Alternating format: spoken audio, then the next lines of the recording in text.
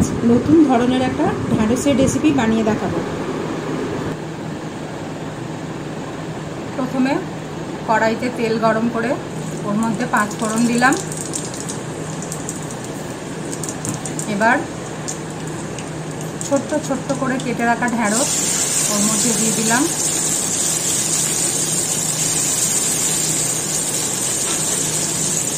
একটু নেড়ে নিয়ে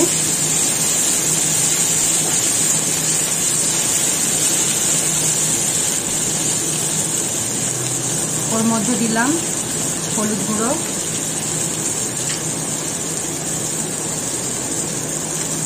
লবণ,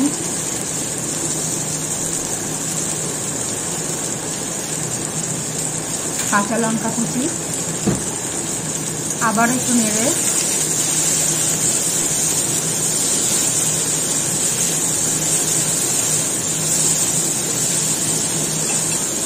ঢাকা দিয়ে ভালো করে নেড়ে একটু ভাজা ভাজা করে নিতে হবে।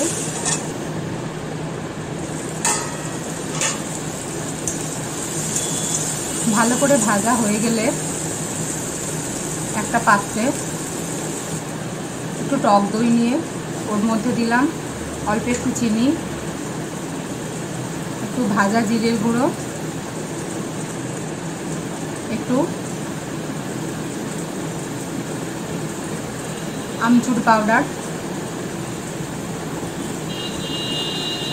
আমচুর পাউডার না হলে চাট মশলাও দিতে পারেন, কোনো অসুবিধা নেই। এবার ওই মিশ্রণটা ঢ্যাঁড়সের মধ্যে দিয়ে দিলাম।